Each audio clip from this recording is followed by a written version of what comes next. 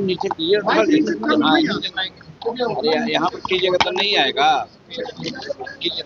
यहाँ पर रखिए, सब रखिए। चिराग पासवान ने जो बयान दिया है, क्या कहेंगे? चिराग पासवान कह रहे हैं कि बिहार में अपराध हो रहा है और मुझे अफसोस हो रहा है कि मैं ऐसी सरकार को समर्थन कर रहा हूँ। देखिए, चिराग जी की राजनीति जीवन बहुत थोड़ा है, लंबा राजनीतिक जीवन उनके पिताजी का था।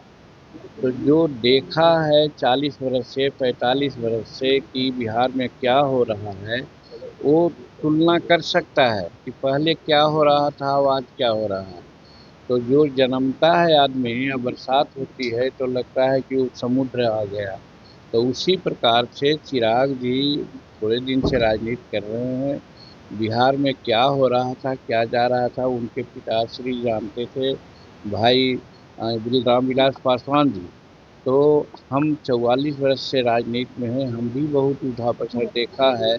बिहार की जो स्थिति है लॉ एंड ऑर्डर की, उतनी सोचने की बात नहीं है जितना 2005 के पहले की राजनीति में देखा जाता था। हाई कोर्ट तक के ने कहा था, हाई कोर्ट ने कहा था कि बिहार में जंगल राज है। आज हाई कोर्ट में किसी प्रकार की कोई टिप्पणी नहीं है। तो वैसी परिस्थिति में आज वो कहते हैं तो अनुभव की कमी है। उनको सोचना चाहिए कि पहले क्या था और आज क्या था। आज बहुत पहले स्थिति खराब थी, उसको ठीक करने का प्रयास किया गया है विकास का काम करके और शांति व्यवस्था करने के बाद। और एक चीज़ और आपने देखा होगा कि एक बात पहले होती थी कि क्राइम होता था तो क्राइम होने के बाद क्रिमिनल लोग एक अन्य मार्ग में जाते थे और तत्कालीन मुख्यमंत्री और क्रिमिनल से बात होती थी और जो विक्टिम होता था उसको बुलाया जाता था, समझौता कराया जाता था पैसा ले दे करके। आज वो बात तो नहीं है। शायद चिराग को ये जानना चाहिए कि पहले ये भी होता था कि किसी की गाड़ी अपहरण कर लिया, किसी का लड़का को अपहरण कर लिया गया और हुआ कि इतना पैसा दो, तो एक अन्य मार्ग में आकर के उसमें समझौता हुआ। आज वो स्थिति तो नहीं है। आज किसी का हिम्मत नहीं है कि एक अन्य मार्ग में जाए। तो इसलिए उनको मालूम नहीं है चिराग पासवान जी को, इसलिए वो ऐसा बोल रहे हैं क्योंकि उन्होंने देखा नहीं। सर, गया में एक महिला के साथ दुष्कर्म हो गया है। वो कांस्टेबल के दौर के लिए गई थी, लेकिन एम्बुलेंस के लोग मिलकर उसके साथ गैंगरेप कर देते हैं। आप वहाँ कैसी है, क्या कहेंगे इस पर?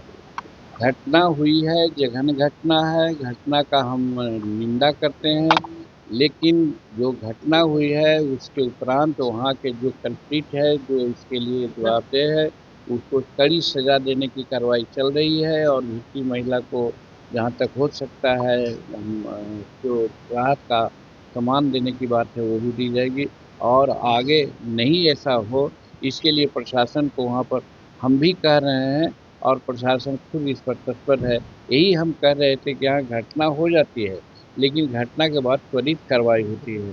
दो को केस में देखा कि इनकाउंटर भी किया जा रहा है, पकड़ा भी। अभी जो आप देखा है अभी हॉस्पिटल में जो घटना हुई थी उसको सभी लोग को पकड़ करके सामने ला दिया गया है।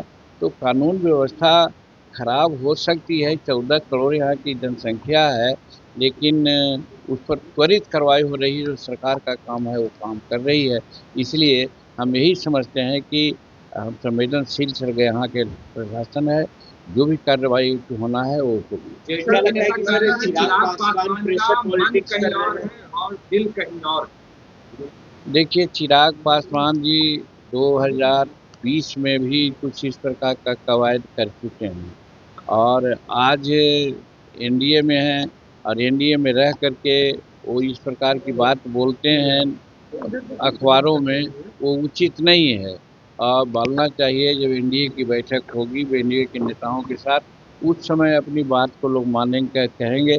और हमारे एनडीए के नेता जिसका नेतृत्व नरेंद्र भाई मोदी जी कर रहे हैं और यहाँ पर नीतीश जी कर रहे हैं, निश्चित रूप में जिसकी जितनी कुव्वत है, ताकत है, उसके आधार पर यहाँ टिकट मिलेगी। इसलिए उसके लिए बाहर से कह करके वो कसरत करके दबाव डालने की बात करता है, वो उचित नहीं।